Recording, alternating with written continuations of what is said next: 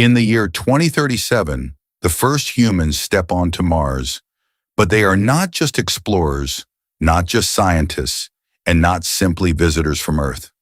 They are the first generation of a civilization that may one day become something entirely new. Above them, the sky is thin and orange, while below them, the ground is frozen, poisonous, and silent. There are no oceans, no forests, no breathable air, no sound of life, only dust, radiation, and a horizon that has never known a human city. But over the next 10,000 days, this dead world will begin to change. A base will become a settlement will become a city, and a city will become the seed of a new human civilization. This is a story of the first 10,000 days on Mars. For most of human history, Mars was only a red light in the night sky, a symbol of war, a place of mystery, and a world close enough to imagine, but far enough to remain unreachable. Then came the age of rockets, satellites, rovers, and orbital maps. And humanity learned that Mars was not a fantasy. It was a real planet, cold, dry, dangerous, but not impossible. Mars had water locked beneath the soil, minerals in the rocks, carbon dioxide in the air, and enough gravity to stand, walk, build, and dream. But Mars had one problem that no machine had ever solved. It was not made for life. To live there, humans would have to bring Earth with them. Every breath, every drop of water, every seed, every gram of food, and every wall between the body and the radiation of space. The first 10,000 days on Mars would not be a story of conquest, but a story of survival. Day 1 begins with fire as a spacecraft enters the Martian atmosphere at thousands of kilometers per hour. The air is too thin to slow it down easily, but thick enough to burn against the heat shield. For 7 minutes, Earth can do nothing because no command can reach Mars in time and no pilot can be saved by mission control. The landing system must work alone as parachutes deploy, engines ignite, and dust rises from the red desert. And then, for the first time in history, a human ship lands on another planet with people inside. The first crew does not cheer immediately. They listen, check pressure, check oxygen, check radiation levels, and check if the ground beneath them is stable. Because on Mars, celebration comes after survival. When the hatch opens, the first human looks out over the empty world, where there is no wind like Earth, no birds, no insects, no ocean in the distance, only silence. The first footprint on Mars is not a symbol of victory. It is a question.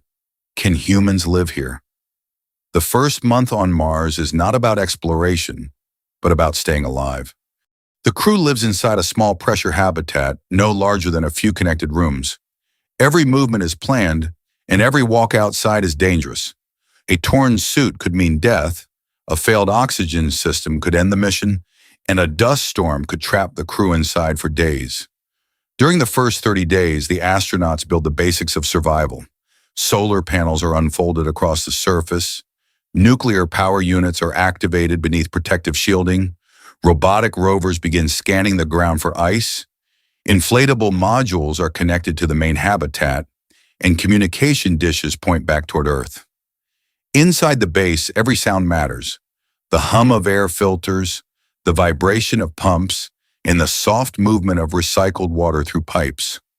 The first Martians sleep lightly, not because they are afraid of the dark, but because the dark is on the other side of a wall only a few centimeters thick. By day 100, Mars is no longer only a landing site, it is a base. The first structures are buried under layers of Martian soil, not for decoration, but for protection. Mars has no global magnetic field like Earth, and its atmosphere is too thin to block dangerous radiation.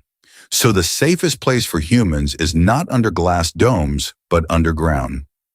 Robots dig trenches, and 3D printers use Martian dust to create bricks and shielding blocks. Cargo landers are emptied and converted into storage units. The first greenhouse is activated, and inside, under artificial light, Small green leaves begin to grow. They are not enough to feed the crew yet, but they change everything. For the first time, something from Earth is alive on Mars. The crew gathers around the first plants like people once gathered around fire, because on a dead planet, a leaf is not just a leaf, but a promise. By the end of the first year, Mars teaches humanity its first lesson. This planet does not care about ambition, flags, or history. Mars tests everything. The first winter is brutal as temperatures fall far below anything most humans have ever experienced. Dust covers the solar fields, power drops, water extraction slows, and the greenhouse loses heat. For 19 days, a regional dust storm turns the sky into a dark orange wall. The crew reduces power consumption, lights are dimmed, non-essential systems are shut down, and outside missions are canceled. Inside the base, the first conflict begins, not between nations or armies, but between fear and discipline. Some want to conserve energy at all costs, while others argue that shutting down too much will damage long-term systems. Every decision is heavy because on Mars, a mistake does not create inconvenience. It creates a body. When the storm finally ends, the base is still alive, damaged and exhausted, but alive. And from that moment, the crew understands something important. They are not living on Mars. They are negotiating with it. By day 1000, the base has become a settlement. New crews have arrived and the population has grown from a handful of astronauts to several hundred engineers, doctors, botanists, miners, programmers, and builders. Mars now has jobs, schedules, rules, conflicts, birthdays, and funerals. The first generation of settlers no longer thinks in mission days, but in seasons, harvest cycles, construction phases, and supply windows from Earth. The settlement expands downward as tunnels connect living quarters, laboratories, storage rooms, farms, and machine shops. On the surface, robots work almost continuously, building landing pads, repairing power lines, extracting ice, and manufacturing fuel from local resources. The first Martian economy is not based on money, but on oxygen, water, energy, and spare parts. A person who can repair a pump is more valuable than a person with gold. And a liter of clean water is more important than any luxury from Earth. Mars changes what humans value, and slowly it begins to change humans too. By day 3000, the first true Martian city begins beneath the red desert. It is not beautiful in the way cities on Earth are beautiful, because there are no open streets, no blue sky, no rivers, and no trees moving in the wind. The city is a network of pressurized tunnels, vertical shafts, underground farms, research districts, habitation rings, and sealed public spaces. But to the people who live there, it is home. Children's voices echo in low-gravity corridors. Meals are grown under artificial suns, and water is recycled so many times that every drop has passed through machines, plants, and human bodies again and again. The city has schools, clinics, workshops, gardens, and a central hall where people gather to watch old recordings of Earth. The first children born on Mars do not remember oceans, rain, or standing under an open sky without a suit. To them, Earth is not home, but a bright blue world in old videos, beautiful, distant, and almost unreal. And this is when Mars changes forever, because a colony is still connected to the world that created it, but a child born in a colony belongs to the world that raised them.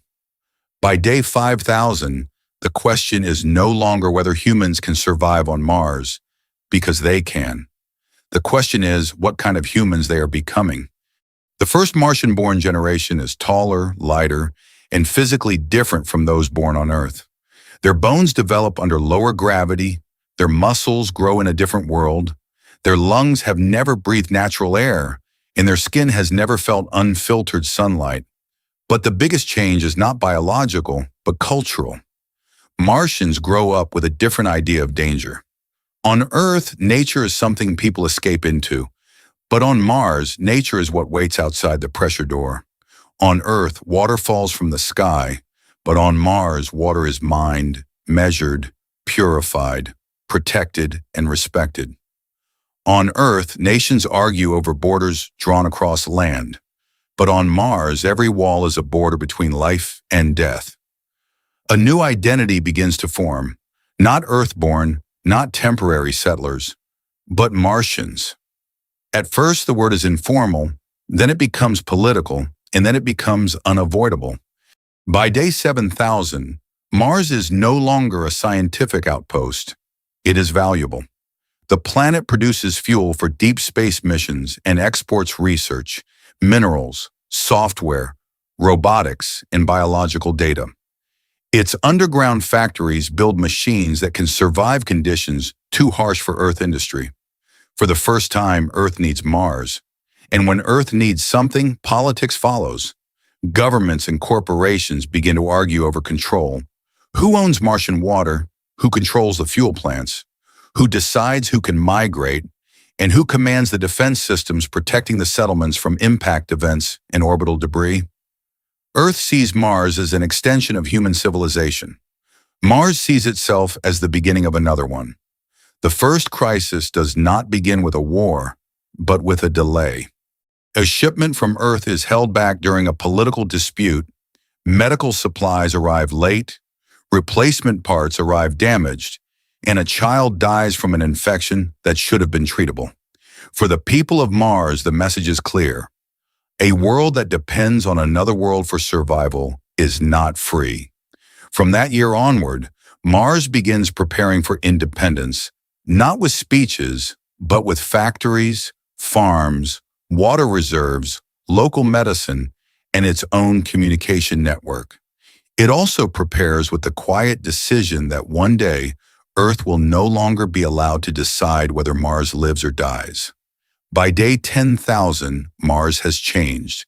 Not enough to look like Earth, not enough to breathe outside, and not enough for oceans, forests, or open cities beneath a blue sky, but enough to become something no human generation had ever seen before.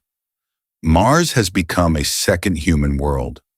The first settlement has become a city. The first city has become a network of habitats, and the network has become a society.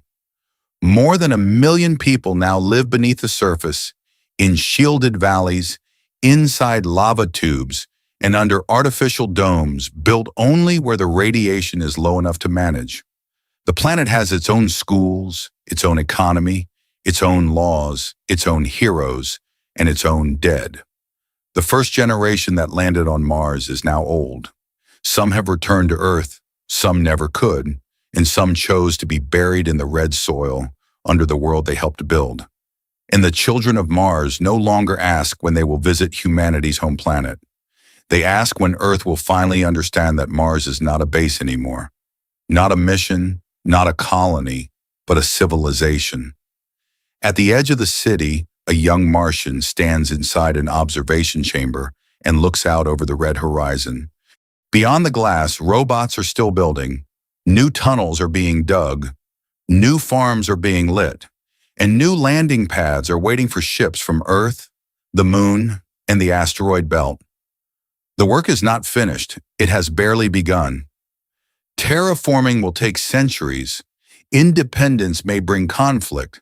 The dream of oceans may fail, and Mars may never become another Earth. But perhaps that was never the point.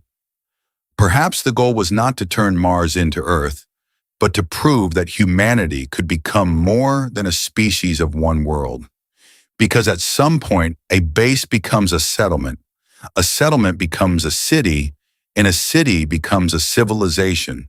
And a civilization begins to ask the most dangerous question of all. What comes next? The first 10,000 days on Mars would not create paradise. They would create pressure, fear, sacrifice, conflict, and hope. But every civilization begins this way, not with comfort, but with people who choose to build where survival itself seems impossible.